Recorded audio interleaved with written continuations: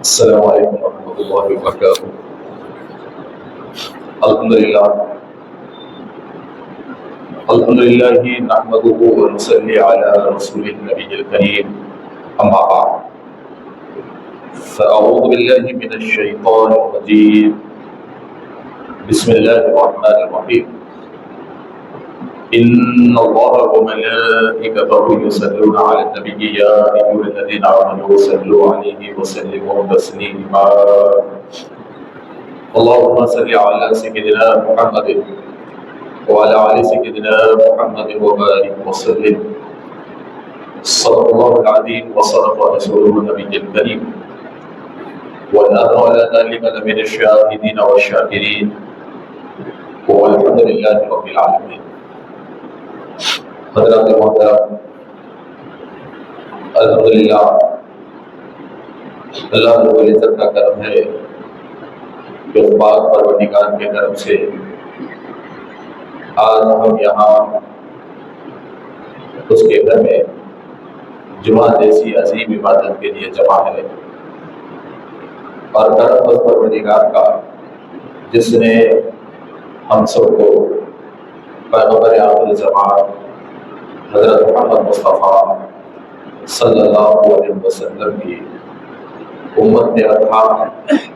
اور آپ کی محبت و آپ کی اطاعت کو ہم سب کے لیے ذریعہ نجات بنایا۔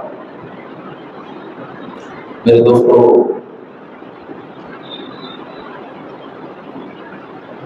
یہ دنیا جس میں اللہ تبارک و تعالیٰ نے اپنے بندوں کے لیے ہر قسم کی آسانیاں رکھی اور ہر قسم کی سہولتیں رکھی، اور اس دنیا میں انسان کے لیے اچھائی بھی ہے اور اسی دنیا میں انسان کے لیے برائی بھی ہے، اور روز اول سے اس دنیا میں اسی زمین پر اور اسی میدان پر ہر ہمیشہ اور ہر دور میں حق اور باطل، کفر اور اسلام، سچ اور جھوٹ کے درمیان جھگڑا چلتا ہوا آیا ہے، اور حق کے سامنے کوئی باطل نہیں ٹکا، کوئی طاقت نہیں ٹکی، کوئی سلطنت نہیں ٹکی۔ اور میرے دوستو، تاریخ اسلام اگر اٹھایا جائے اور روز اول سے لے کے آج تک اگر اسلام کی تاریخ کو غور کیا جائے، پڑھا جائے،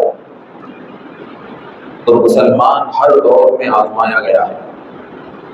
مسلمان ہر دور میں کسی نہ کسی طریقے سے ستایا گیا ہے، اور مسلمان ہر دور میں وقتیہ طور پہ کچھ سالوں کے لیے اور کچھ مدت کے لیے وقتیہ طور پر مسلمان مصیبت میں مبتلا رہا ہے۔ تو یہ مسلمانوں کا مصیبت میں مبتلا رہنا، ظلم کا پہاڑ ان کے سر پر رہنا، ظالم اور جابر بادشاہت کا ان کے سامنے آ کر ٹھہرنا، اور حکومتوں کا ان کے سینے پر ٹھہر کر ان کے لیے اس دنیا کے وسیع و عریض میدان میں اپنی زندگی کو ترک کرنا، یہ ساری چیزوں کو غور کیا جائے تو ایک ہی چیز سامنے آتی ہے کہ اللہ تبارک و تعالیٰ دنیا کی طاقتوں کے ذریعے اپنے بندوں کا امتحان لیتا ہے، اللہ تبارک و تعالیٰ دنیا کے ظلم کے ذریعے اپنے بندوں کا امتحان لیتا ہے، اللہ تبارک و تعالیٰ دنیا کی آسانیوں کے ذریعے اپنے بندوں کا امتحان لیتا ہے۔ تو اللہ تبارک و تعالیٰ ظالم اور جابر بادشاہت کے ذریعے اپنے بندوں کی پختگی اور اپنے بندوں کے بھروسے کا اللہ تبارک و تعالیٰ امتحان لیتا ہے، اور ہر مسلمان، ہر آدمی، چاہے وہ عمل کے میدان میں سب سے بڑا کیوں نہ ہو، حسب و نسب میں سب سے اعلیٰ کیوں نہ ہو، اور مال اور دولت میں سب سے بڑا کیوں نہ ہو، طاقت اور قوت میں سب سے اعلیٰ کیوں نہ ہو، مگر ہر انسان کی زندگی میں ایک دور ایسا آتا ہے کہ وہ دور اس کے لیے اللہ رب العزت کی آزمائش کا دور ہوتا ہے، اور وہ دور ایسا خطرناک دور ہوتا ہے کہ اچھی زندگی میں مصیبتوں کا دروازہ اس کے لیے کھل جاتا ہے، خوشیوں کے سفر میں غموں کی راہ اس کے لیے کھل جاتی ہے، پھولوں کے بستر میں کانٹوں کی سیج اس کے لیے سج جاتی ہے، اور اپنوں کے درمیان دشمنوں کے رشتے اس کے لیے شروع ہو جاتے ہیں۔ اور ایسا خطرناک دور بندے کے سامنے زندگی میں ایک مرتبہ آتا ہے کہ وہ جسے اپنا سمجھ کے اپنی زندگی میں ساتھ رکھتا تھا وہی اس کے لیے آستین کا سانپ بن کر نکل جاتا ہے۔ تو یہ ساری چیزیں جو انسان کی زندگی میں ہر حال میں آنے والی ہیں، اور کسی نہ کسی وقت ایک مسلمان ان چیزوں کا شکار ہونے والا ہے، تو یہ ساری چیزیں اللہ رب العزت کی جانب سے ہوتی ہیں، اور اللہ تبارک و تعالی غم، خوشی، نفع، نقصان، عزت اور ذلت کے ذریعے بندوں کو آزماتا ہے۔ اور اسی لیے اللہ تبارک و تعالیٰ نے قرآن مجید میں اپنی آزمائش کے کچھ علامتوں کو پروردگار نے بندوں کے سامنے رکھا۔ اللہ تبارک و تعالیٰ نے کہا کہ وَلَنَبْلُوَنَّكُمْ بِشَيْءٍ مِّنَ الْخَوْفِ وَالْجُوعِ۔ اللہ تبارک و تعالیٰ کا ارشاد ہے کہ اے بندے، ہم تمہیں آزمائیں گے، ضرور آزمائیں گے، اور ہر حال میں آزمائیں گے۔ اور وہ آزمائش کیسی ہوگی، وہ آزمائش کس طریقے سے ہوگی؟ تو اللہ کہتا ہے کہ بھوک کے ذریعے ہم تمہیں آزمائیں گے، کھانا دیں گے، 3 وقت مزے میں رہیں گے، اور ایک وقت اس پر ایسا لاؤں گا کہ تیرے لیے کھانے کو تنگ کر دوں گا اور تو دانے دانے کا محتاج ہو جائے گا، اور کھانے کے ذریعے میں تجھ کو آزماؤں گا۔ پھر رب کہے گا من الخوف، ڈر کے ذریعے ظالموں کو تیرے سر پہ رکھ دوں گا، دشمنوں کو تیرے سر پہ رکھ دوں گا، بہادروں کو تیرے سر پہ رکھ دوں گا، اور خوف اور ڈر کے ذریعے میں تجھے آزماؤں گا اور دیکھوں گا کہ خوف اور ڈر کے ذریعے تو اپنے دل کو دنیا کی طرف جھکاتا ہے یا رب کی طرف جھکاتا ہے۔ تو ڈر بھی اللہ رب العزت کا ایک امتحان ہے۔ پھر اللہ تعالیٰ کہتا ہے والانفس، اور میں تمہاری اولاد کے ذریعے تمہیں آزماؤں گا، تمہاری جانوں کے ذریعے تمہیں آزماؤں گا، تمہارے نفسوں کے ذریعے تمہیں آزماؤں گا، والثمرات، اور تمہاری فصلوں کے ذریعے، تمہاری محنت کے پھل کے ذریعے میں تمہیں آزماؤں گا۔ تو اللہ تبارک و تعالیٰ نے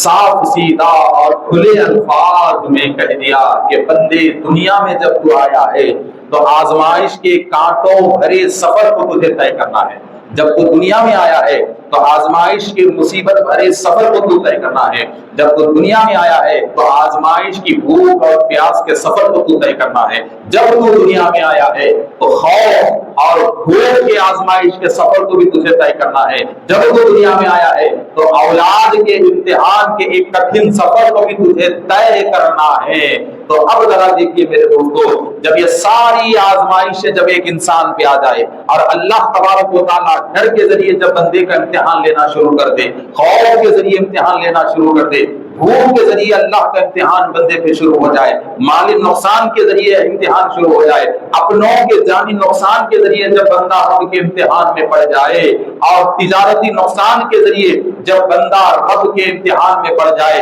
اور بندے پہ ایسا سخت امتحان جب شروع ہو جائے کہ خود کا سایہ خود جب خود کا دشمن ہو جائے، تو ایسے وقت میں کامیاب کون ہوتا ہے؟ پریشانی کے عالم میں اللہ کی بارگاہ میں کامیاب کون ہوتا ہے؟ مصیبت کے عالم میں اللہ کی بارگاہ میں کامیاب کون ہوتا ہے؟ فقر اور فاقے کے عالم میں اللہ رب العزت کی بارگاہ میں کامیاب کون ہوتا ہے؟ بیماری کے عالم میں اللہ کی بارگاہ میں کامیاب کون ہوتا ہے؟ اپنوں سے جدائی کے غم کے امتحان میں اللہ کی بارگاہ میں کامیاب کون ہوتا ہے؟ تو رب کہتا ہے وَبَشِّرِ الصَّابِرِينَ، اے بندے میں تجھ پہ ہر حال میں مصیبت کا پہاڑ ڈالوں گا، اور مصیبتوں کے پہاڑ کے ذریعے میں تیرا امتحان لوں گا، اور تیرے امتحان میں تیرے اندر صبر کو تلاش کروں گا،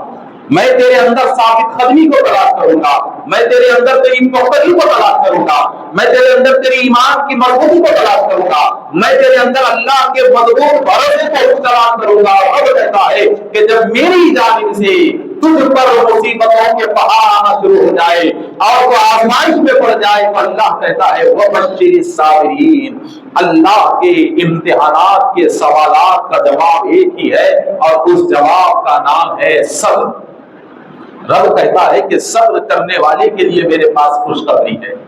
صبر کرنے والے کے لیے میرے پاس خوشخبری ہے۔ جو امتحان کے معاملے میں، مصیبت کے معاملے میں، خوف کے معاملے میں، ظلم کے معاملے میں، ظالم کے سامنے جو صبر کر کے ٹھہرا وہ میرے پاس بڑا ہی کامیاب بندہ ہے، اور اللہ کی جانب سے صبر کرنے والوں کو خوشخبری ہے۔ تو اب مصیبت میں جب صبر کرنا ہے، ظلم کی حالت میں جب صبر کرنا ہے، بھوک کی حالت میں جب صبر کرنا ہے، تو وہ صبر کیسا ہونا چاہیے، وہ صبر کا طریقہ کیسا ہونا چاہیے؟ تو حضرات محترم آپ صبر کے سانچے کو دیکھیے کہ آپ اگر ظلم میں مبتلا ہو گئے اور ناحق کے ظالم آپ کے سر پہ آ کے بیٹھ گیا تو اللہ کہتا ہے تو صبر کر۔ صبر کرنے والوں کے ساتھ اللہ کی خوشخبری ہے۔ تو وہ صبر کا طریقہ کیا ہے؟ تو سب سے پہلے اسلام اجازت دیتا ہے کہ تم ظلم کے خلاف آواز اٹھاؤ،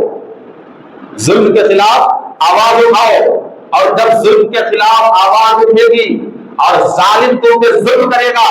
اور تمہارے پاس طاقت نہ ہو تو ظالم کے خلاف مدد کے لیے تم صبر کرو اور اللہ کی بارگاہ میں مضبوطی سے کھڑے رہو، ایک نہ ایک دن مدد ضرور آئے گی۔ اور ظلم کے خلاف، ظلم کے خلاف اگر کوئی بندہ کچھ نہ کہے، غلط نہ کہے، کچھ نہ کہے اور اپنے آپ کو سلنڈر کر دے تو یاد رکھو میرے دوستو، ایسے بندے اللہ کی رحمت کے کبھی مستحق نہیں ہوں گے جو ظلم کے خلاف آواز نہیں اٹھاتے، آواز نہیں اٹھاتے۔ اور حدیث ہے، مفہوم حدیث میں آپ کو دیتا ہوں کہ میدان قیامت میں ایک ایسا منظر ہوگا کہ کچھ ایسے لوگ ہوں گے کہ حج کا ثواب بھی ان کے پاس ہوگا، نماز کا ثواب بھی ان کے پاس ہوگا، زکات کا ثواب بھی ان کے پاس ہوگا، قرآن کا ثواب بھی ان کے پاس ہوگا، اور وہ لوگوں کے مکمل حق ادا کر کے محشر کے میدان میں ٹھہریں گے اور ڈھیر ساری نیکیاں ان کے پاس رہیں گی، پھر بھی وہ نیکیاں رکھنے کے باوجود بھی جہنم میں جائیں گے۔ اتنی ساری نیکیاں اور تمام حقوق ادا کرنے کے باوجود بھی جہنم ان کا مقدر ہو جائے گی۔ تو اس کی وجہ کیا ہے؟ اس کی وجہ ایک ہی تھی کہ ہر عمل ہونے کے باوجود وہ دنیا میں ظلم کے خلاف آواز نہیں اٹھاتے تھے، وہ دنیا میں نہ ظلم کے خلاف آواز اٹھاتے تھے، نہ وہ دنیا میں ظالموں کا ساتھ دیتے تھے، بلکہ ظلم کو دیکھ کر، ناحق تکلیف کو دیکھ کر وہ خاموش رہتے تھے اور نہ کبھی دنیا میں اپنے بھائیوں کو ظلم سے بچانے کی کبھی کوشش کرتے تھے۔ تو اس دنیا میں انسان کے لیے اگر سب سے بڑا ثواب اللہ رب العزت کی بارگاہ میں ہے تو وہ ظلم کے خلاف آواز اٹھانا ہے، وہ جھوٹ کے خلاف آواز اٹھانا ہے، باطل کے خلاف آواز اٹھانا ہے، گمراہی کے خلاف آواز اٹھانا ہے۔ جو بندہ اپنے اندر عمل کر کے گمراہی کو نظر انداز کر دیتا ہے، جھوٹ کو نظر انداز کر دیتا ہے، باطل کو نظر انداز کر دیتا ہے، ظلم کو نظر انداز کر دیتا ہے، تو پھر اللہ تبارک و تعالی غلط کو نظر انداز کر کے چلنے والے بندے کو اللہ پسند نہیں کرتا، اور ایسے بندے کے اعمال بھی پروردگار کے پاس مقبول نہیں ہوتے۔ تو حضرات محترم، تو ذرا دیکھیے کہ اللہ رب العزت نے ہم کو سانچہ دے دیا ہے کہ اے بندی، تو حق کو بچانے کے لیے، حق کو اپنانے کے لیے اور ایمان کو اور مضبوط کرنے کے لیے تیرے سامنے جب مصیبتوں کے پہاڑ شروع ہو جائیں گے تو پیچھے مت ہٹنا، امتحان دینے کے لیے تیار ہو جانا، ہر مصیبت سے مقابلہ کرنے کے لیے تیار ہو جانا، اور تو صابر بن کر زمین پہ ٹھہرنا، اور تو جب باطل سے مقابلہ کرنے کے لیے، سچائی کو ثابت کرنے کے لیے، اپنے ایمان کو ثابت کرنے کے لیے اللہ پہ بھروسہ کر کے صابر بن کے ٹھہرے گا، اور رب کہتا ہے کہ ضرور تیرے لیے اللہ کی مدد نازل ہوگی، ضرور تیرے لیے پروردگار کی مدد نازل ہوگی۔ اور آگے دیکھیے میرے دوست، رب کہتا ہے وہ وَبَشِّرِ الصَّابِرِينَ، صبر کرنے والوں کے لیے خوشخبری ہے۔ اور وہ صبر کرنے کا انداز کیسا ہے؟ تو رب کہتا ہے اِذَا أَصَابَتْهُمْ مُصِیبَةٌ، دیکھیے غور کیجیے، اللہ کہتا ہے کہ ہر چیز میری طرف سے نازل ہوتی ہے، اللہ کے بغیر کوئی اللہ کے بندوں کو پریشان نہیں کر سکتا، اللہ کے بغیر کوئی اللہ کے بندوں کو پریشان نہیں کر سکتا، اللہ کے مرضی کے بغیر کوئی اللہ کے بندوں کو دنیا سے مٹا نہیں سکتا۔ ہر ظالم اللہ کا امتحان بن کے دنیا کے سامنے ٹھہرتا ہے، اور ہر ظلم اللہ کا امتحان بن کے مسلمانوں کے سامنے ٹھہرتا ہے۔ اسی لیے رب کہتا ہے کہ جب میری جانب سے تم پر کوئی مصیبت آ جائے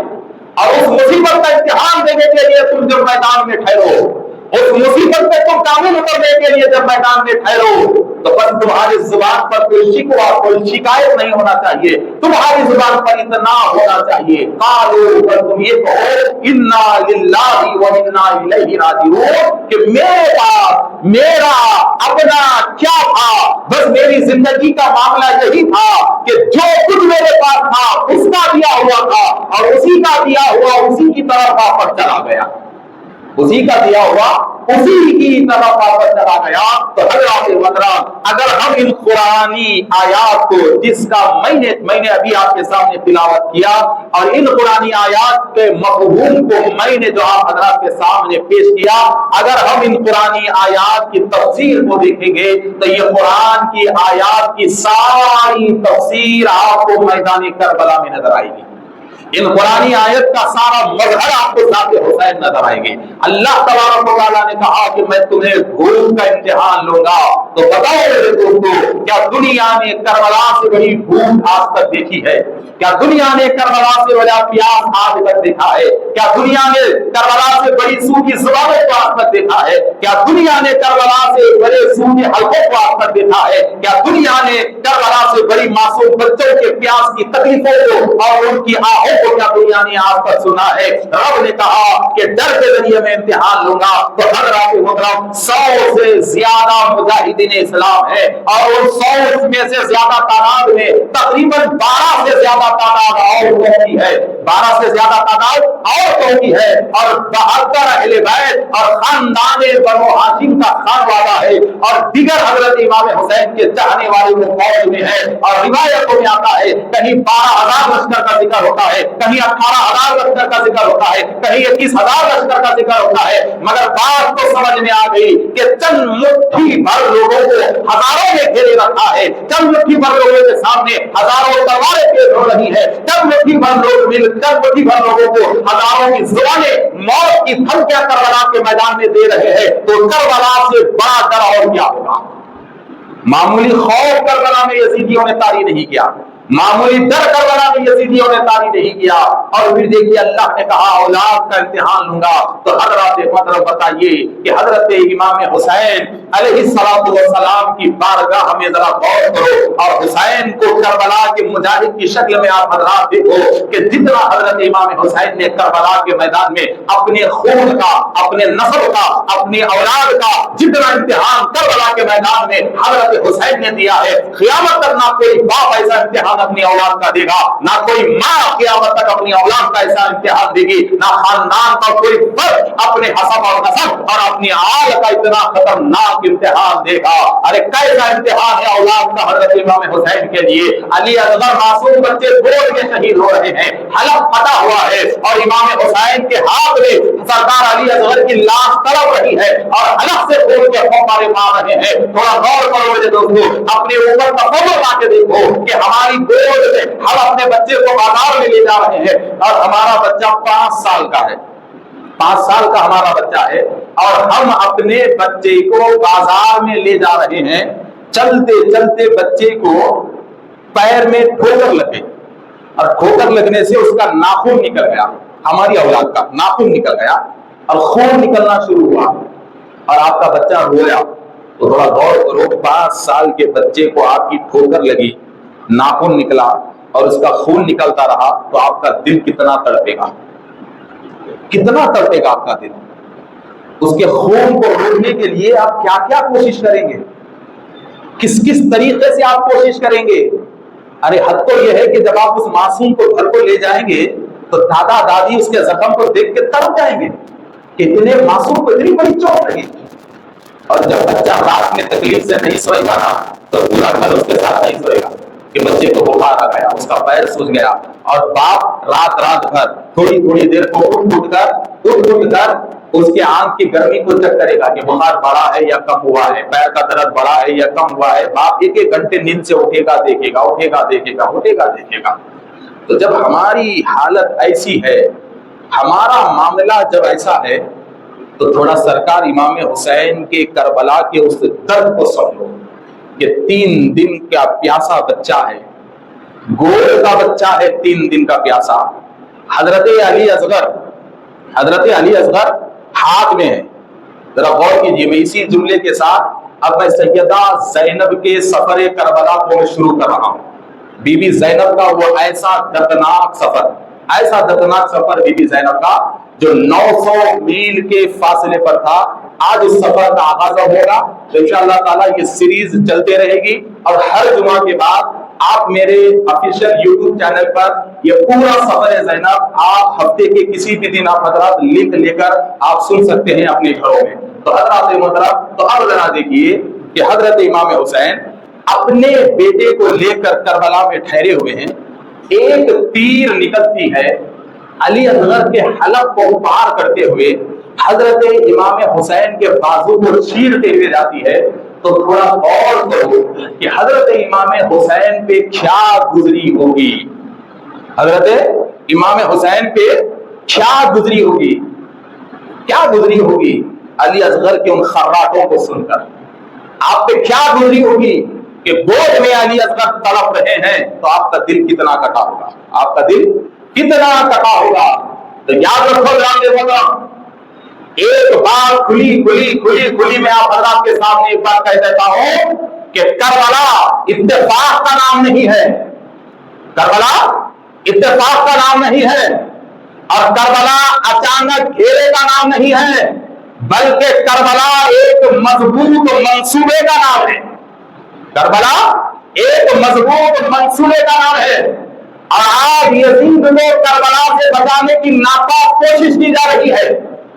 ہم ایک زمانے میں سنتے تھے کہ یزید کی نسل ختم ہو چکی ہے، یزید کی نسل باقی نہیں ہے. مگر آج ہم سوشل میڈیا پہ دیکھتے ہیں تو ہمیں یقین آتا ہے کہ یزید کی نسل ختم نہیں ہوئی ہے، بلکہ یزید کی نسل آج بھی زندہ ہے، اور اپنے باپ دادا کو امام حسین کے خون سے بری کرانے کی ناپاک کوشش کرتے ہوئے نظر آ رہے ہیں. آج کتابیں پڑھنے والوں کا، اپنے آپ کو عالم کہنے والوں کا، ممبر پر ٹھہر کر جمعہ کے خطبے دینے والے، قال اللہ اور قال رسول کہنے والے کچھ علماء ایسے ہو چکے ہیں کہ جن کے پاس یزید رضی اللہ تعالیٰ عنہ بولنے کے قابل ہو چکا ہے، جن کے پاس یزید رحمت اللہ علیہ کے قابل ہو چکا ہے. تو بتاؤ حضرات محترم، بتاؤ کہ جب یزید کسی نسل کے پاس رضی اللہ تعالیٰ عنہ بولنے کے قابل ہو جائے، جب یزید کسی نسل کے پاس رحمت اللہ علیہ بولنے کے قابل ہو جائے، تو پھر عقل یہ کہتی ہے کہ بولنے والے کے نسل کا حسب و نسب ضرور دیکھنا چاہیے، بولنے والے کے نسل کا حسب و نسب دیکھنا چاہیے. اس لیے کہ صحیح حسب و نسب رکھنے والا کبھی قاتل امام حسین کو رضی اللہ تعالیٰ عنہ کا جملہ استعمال نہیں کرتا، رحمت اللہ علیہ کا جملہ استعمال نہیں کرتا. اور یہ بات کہتے ہیں کہ بھائی یزید کربلا میں تھا کیا، تو ایک جملہ آپ کو بولتا ہوں کہ ہندوستان میں کئی فسادات ہوئے. آج سے تقریباً 20 سال پہلے بہت بڑا فساد ہوا. ہزاروں مسلمانوں کے گھروں کو جلایا گیا، اور حکومت انوالو ہونے کے کئی ثبوتوں پر سامنے لایا گیا.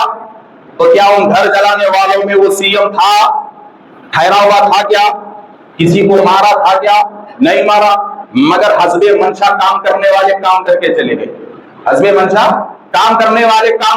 گئے، اور 20 سال کے بعد عدالت میں فیصلہ آیا کہ جتنے گھر جلائے تھے اور جتنے لوگ عصمت ریزی کیے تھے ہماری بہنوں کے، وہ سارے کے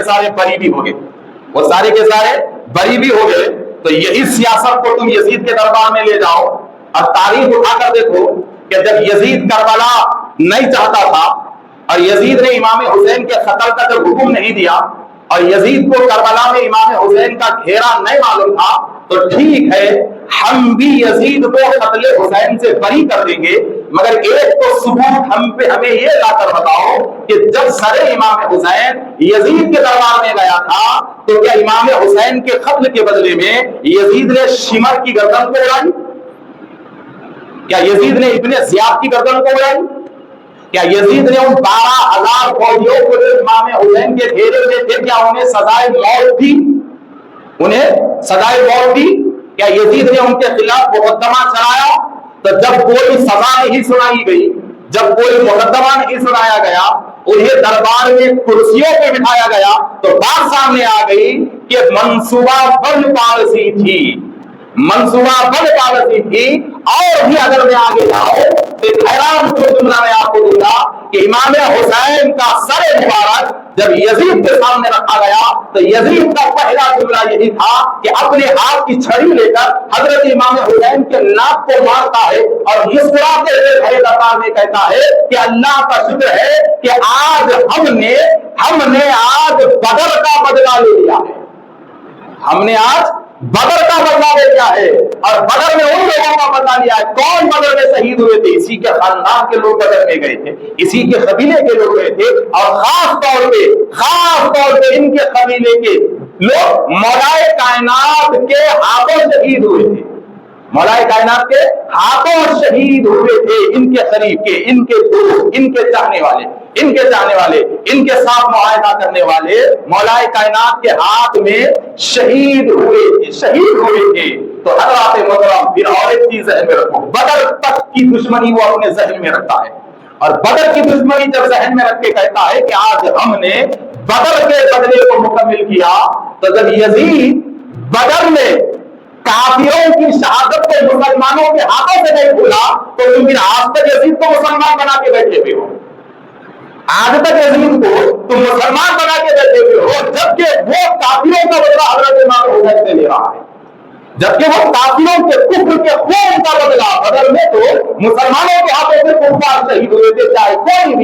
بھی ہو کفار شہید ہوئے تھے، اور وہ کفاروں کا بدلہ پورا ہونے کا ذکر سر مبارک حضرت امام حسین کے سامنے کرتا ہے۔ اور آج لوگ یزید کے ایمان کو ڈھونڈنے میں لگے ہوئے ہیں اور یزید کے ایمان کو تلاش کرنے میں لگے ہوئے ہیں۔ پھر اور ایک چیز ذہن میں رکھیے حضرات محترم کہ یزید کی دشمنی امام حسین تک نہیں تھی، بلکہ کربلا ایک پلان تھا نسل مصطفیٰ کو مٹانے کا، کربلا ایک منصوبہ تھا نسل مصطفیٰ کو مٹانے کا، مگر تاریخ گواہ ہے کہ میدان جنگ کا اصول ہے، جو ہتھیار ڈالتا ہے وہ ہارتا ہے، جو مر جاتا ہے وہ ہارتا ہے، جو جان کو بلواتا ہے وہ ہارتا ہے، جو لٹ جاتا ہے وہ ہار جاتا ہے، جو تباہ ہو جاتا ہے وہ ہار جاتا ہے، جو کمزور ہو جاتا ہے وہ ہار جاتا ہے۔ جنگ کا اصول ہے کہ میدان جنگ میں جس کے سارے مرد ختم ہو جاتے ہیں، صرف عورتیں بچ جاتے ہیں، تو دنیا سمجھتی ہے کہ یہ قوم ہار گئی۔ مگر میرے دوستو، کربلا یہ فیصلے کا میدان نہیں، کربلا کی جنگ کو کبھی فیصلہ نہ سمجھنا، بلکہ کربلا یہ فیصلہ نہیں ہے، بلکہ کربلا قیامت تک کے لیے امت مصطفیٰ کے لیے تجربے کا میدان ہے۔ کربلا یہ تجربے کی کتاب ہے، کربلا یہ تجربے کا میدان ہے۔ حضرت امام حسین کی کربلا کی زندگی امت مسلمہ کے لیے تجربہ ہے، حضرت امام حسین کی پیاس ملت اسلامیہ کے لیے تجربہ ہے، امام حسین کی بھوک قوم کے لیے بڑا تجربہ ہے، امام حسین کی طلب قوم کے لیے بہت بڑا تجربہ ہے، امام حسین کا کربلا میں اپنوں کو لٹانا یہ قوم کے لیے بہت بڑا تجربہ ہے۔ اور حضرت امام حسین نے کربلا کے میدان میں ملت کو سب سے بڑا تجربہ یہ دیا کہ اے لوگوں یاد رکھو، باہر کے دشمن سے بڑا خطرناک اندر کا منافق ہوتا ہے، باہر کے دشمن سے بڑا خطرناک اندر کا منافق ہوتا ہے۔ اور باہر کے دشمن نے کھلے عام میدان جنگ میں اسلام کے خلاف مردانہ طریقے سے تلوار اٹھائی تھی، مگر اسلام کو ہر دور میں نقصان پہنچا اور نقصان پہنچ رہا ہے تو اندر کے منافقوں سے پہنچ رہا ہے، اندر کے منافقوں سے پہنچ رہا ہے اور اندر کے لوگوں سے پہنچ رہا ہے۔ تو ہر گھر کے حضرات محترم کہ 10 محرم الحرام کا وہ سیاہ دن، وہ خون سے بھرا وہ کربلا کا میدان کہ سرکار امام حسین جب شہید ہوئے تو گزشتہ جمعہ آپ نے سنا کہ آسمان میں لالی آ گئی، نظام زمین و آسمان کا تبدیل ہو گیا، کبھی دن میں چاند نکلتا ہے تو کبھی سورج نکلتا ہے تو کبھی تارے نکلتے ہیں، آخرکار 10 محرم کی وہ رات آئی وہ رات آنے کے بعد ذرا سوچو میرے دوستوں، تھوڑا سوچو، تھوڑی حالت سوچو کہ ایک انسان اپنے خاندان کو لے کر گاڑی میں جا رہا ہے اور وہ خاندان میں 6 مرد ہیں، 4 عورتیں ہیں، کار میں بیٹھے ہوئے 6 مرد ہیں، 4 عورتیں ہیں اور راستہ طے کر رہے ہیں۔ چلتے چلتے کار کا ایکسیڈنٹ ہو گیا، 6 مرد مر گئے، 4 عورتیں بچی ہوئی ہے سڑک پر اور کوئی ان کی مدد کرنے والا نہیں ہے۔ رات کا آدھا حصہ ہے اور ان کے خاندان کے مردوں کی لاشیں سڑک پر ان کے سامنے ہیں اور وہ 4 عورتیں مدد کو پکار رہی ہیں، تو کتنا دل آپ کا تڑپتا ہے جب آپ وہ 6 مردوں کے سامنے ٹھہرتے ہیں اور وہ 4 بیوہ عورتوں کو دیکھتے ہیں تو آپ کو کتنی تکلیف ہوگی۔ مگر آپ کربلا کو کیا کہو گے کہ 72 سر ایک طرف پڑے ہوئے ہیں، 72 دھڑ ایک طرف پڑے ہوئے ہیں اور کربلا کی بیوہ عورتیں، یتیم بچیاں ایک طرف کربلا میں ٹھہری ہوئی ہیں۔ اور پھر معاملہ یہاں تک ختم نہیں ہوا بلکہ حضرت امام زین العابدین کو قتل کا منصوبہ کربلا میں ہوا اور حضرت امام زین العابدین جس خیمے میں ہے اس خیمے کو جلایا گیا، جس ٹینٹ میں ہے اس ٹینٹ کو جلایا گیا۔ جب ساری عورتیں شہداء کے جسموں کے پاس ہے تو ادھر آگ لگا دی گئی۔ شہربانوں، بی بی شہربانوں کی نظر جلتے ہوئے خیموں پہ پڑتی ہے، جلتے ہوئے ڈیروں پہ پڑتی ہے تو آپ کے دل سے آہ نکلتی ہے اور کہتی ہے کہ پروردگار، ہم تو سمجھ رہے تھے کہ تیرے امتحان کی منزل ختم ہو چکی ہے، تیرے امتحان کی کتاب ختم ہو چکی ہے، مگر اے پروردگار، ایک طرف میں اپنے کٹے ہوئے بچوں کے سامنے پڑھی ہوئی ہوں، اپنے شوہر کے سامنے پڑھی ہوئی ہوں اور شہربانوں کے سامنے دوسرے امتحان کا دور یہ ہو گیا کہ جوان بیمار بچہ زین العابدین لیٹے ہوئے ہیں، بے ہوشی کے عالم میں ہے اور آپ کو قتل کا منصوبہ تیار ہوتا ہے، آپ کے دیروں کو جلایا جاتا ہے۔ مگر حضرات محترم یاد رکھیے کہ 10 محرم کے ظہر تک کربلا کا میدان حضرت امام حسین کے لیے تھا، مگر 10 محرم کی ظہر سے لے کے 11 محرم کی صبح تک کربلا کا میدان بی بی زینب کے نام پہ تھا۔ کربلا کا میدان بی بی زینب کے نام پہ تھا۔ بی بی زینب جلتے ہوئے خیموں کو دیکھتی ہے، جلتے ہوئے سامانوں کو دیکھتے ہیں تو فوراً نکل جاتی ہے اور ادھر یزیدی پکارتی ہے کہ عورت ٹھہرو، جل جاؤ گی۔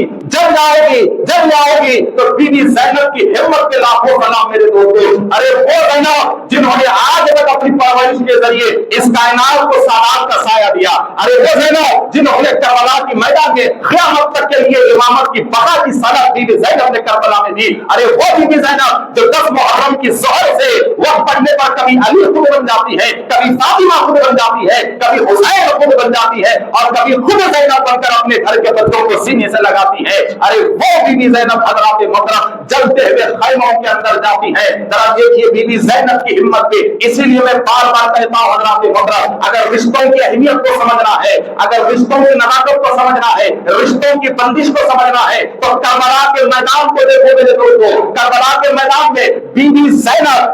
زینب جو بہن ہے امام حسین کی، کربلا کے میدان میں جلتے ہوئے خیمے کے اندر جا کر دنیا کو یہ تک بی بی زینب دے رہی ہے کہ یاد رکھو مسلمانوں، اس دنیا میں اگر سب سے مضبوط اگر کوئی رشتہ ہے تو وہ بھائی اور بہن کا رشتہ ہے۔ اس دنیا میں اگر کوئی سب سے طاقتور رشتہ ہے تو وہ بھائی اور بہن کا رشتہ ہے۔ اس دنیا میں اگر کوئی نہ ختم ہونے والا کوئی رشتہ ہے تو وہ بھائی اور بہن کا رشتہ ہے۔ اور بی بی زینب کربلا میں رشتوں کی لاش کو نبھا رہی ہے، بی بی زینب کربلا میں بھائی اور بہن کے رشتے کی اہمیت کو بتاتی ہے اور کربلا میں صرف اور صرف خون بتانے کا میدان کربلا نہیں ہے، رشتوں کی لاش بتانے کا میدان کربلا ہے، رشتوں کی اہمیت بتانے کا نام کربلا ہے، رشتوں کا سمجھوتا بتانے کا نام کربلا ہے۔ آج ذرا دیکھو میرے دوستوں، بھائی اور بہن کے رشتے کو اہمیت نہیں دی جاتی، بھائی اور بہنوں میں آج کتنی دشمنیاں پیدا ہو رہی ہے، مگر بی بی زینب بھائی اور بہن کے رشتے کی اہمیت بتاتے ہوئے کہتی ہے کہ یاد رکھو بھائی سے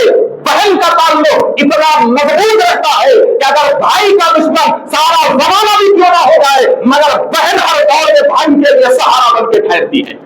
ہر دور میں سہارا بن کے ٹھہرتی ہے۔ اگرچہ کہ وہ بہن اپنے شوہر کے ہاتھوں میں مجبور کیوں نہ ہو، اگرچہ کہ وہ بہن اپنے ساس اور سسرے کے ہاتھوں میں مجبور کیوں نہ ہو، مگر دنیا کی ہر بہن مجبوری کی حالت میں بھی مصلی پر بیٹھ کر اپنے بھائی کے لیے دعا ضرور کرتی ہے، دعا ضرور کرتی ہے۔ تو یہ کربلا کا میدان ہمیں بتا رہا ہے کہ اس دنیا کے سب سے بڑے طاقتور رشتے کا نام ہے بھائی اور بہن، سب سے بڑے طاقتور رشتے کا نام ہے، اور بہن زینب اس رشتے کو نبھا رہی ہے۔ بی بی زینب جلتے ہوئے خیمے میں جاتی ہے، جلتے ہوئے خیمے میں جاتی ہیں، آگ بھڑک رہی ہے، ہر طرف دھواں دھواں ہے، ہر طرف دھواں دھواں ہے، زین العابدین بے ہوش لیتے ہوئے ہیں۔ اللہ اکبر! ہمت زینب دیکھی میرے دوستو، بی بی زینب کی ہمت دیکھیے کہ اپنے جوان بھتیجے کو کاندھے پر اٹھاتی ہے، کاندھے پر اٹھا کر آگ سے باہر لاتی ہے۔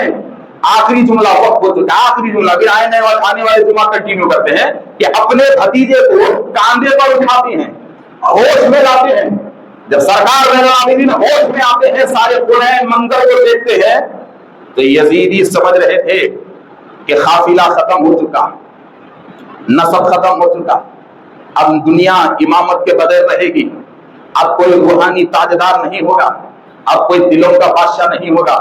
اب اگر کوئی حکومت ہوگی تو صرف تخت و تاش کی حکومت ہوگی، اب کوئی روحانی حکومت کا دعویٰ کر کے نہیں آئے گا۔ مگر قربان جائیے بی بی زینب کی ہمت پہ کہ سرکار زین العابدین کو ہوش میں لاتی ہیں اور لا کر کہتی ہیں کہ بیٹے زین العابدین، تم کربلا کے ان کٹے ہوئے سروں کو مت دیکھو، فی الوقت تم امام وقت ہو، تو امام وقت ہو، تمہارے ابا امام حسین شہید ہو چکے ہیں اور دنیا زیادہ دیر بغیر امام کے نہیں رہنا چاہیے۔ بیٹے زین العابدین، میں علی کی بیٹی حسین کی بہن زینب بنت علی کربلا کے میدان سے تمہاری امامت کا اعلان کرتی ہو، اور آج سے تم امام امت ہو، امام وقت ہو، اور میں تم سے پوچھتی ہوں کہ تم میرے امام ہو۔ اب یہ بتاؤ کہ ایسی مصیبت کے وقت میں ہمیں کیا کرنا چاہیے، ہمیں کیا کرنا چاہیے؟ تو خاندان مصطفیٰ کا کام کبھی رکا نہیں، خاندان مصطفیٰ کی سرپرستی کبھی رکی نہیں، خاندان مصطفیٰ کی روحانیت کی تاجداری کبھی مٹی نہیں، خاندان مصطفیٰ کی بادشاہت کبھی مٹی نہیں، اور خاندان مصطفیٰ کبھی ہارا نہیں۔ ذرا غور کرو حضرات محترم، یزید جیت کر بھی ہار گیا، حسین کٹ کر بھی جیت گئے۔ اگر حسین کٹ کر کیسے جیت گئے اگر دیکھنا چاہتے ہو تو آپ کے بغل ہی میں 100 سال سے سرکار مردان علی شاہ ہے، حضرت امام حسن کی اولاد، امام جعفر صادق کی اولاد ہے، حسینی ہے۔ جاؤ وہاں پر ٹھہرو اور غور کرو کہ 100 سال سے یہاں آرام کر رہے ہیں، اور 100 سال سے سرکار مردان علی شاہ دنیا کی یزیدیت کو پکار پکار کر کہتے ہیں کہ اے لوگوں، نہ یزید جیتا تھا نہ جیتے گا، اس لیے کہ کربلا سے امام زین العابدین کے امامت کا جو سفر شروع ہوا تھا، وہ سفر نجف سے ہوتا ہوا اجمیر آیا، اجمیر سے ہوتا ہوا گلبرگہ آیا، گلبرگہ سے ہوتا ہوا محبوب نگر سرکار مردان علی شاہ کی بارگاہ میں وہ امامت کا سفر آیا، اور قیامت تک کے لوگ امامت کا سفر جاری رہے گا۔ خدا حافظ، سنت ادا فرمائے۔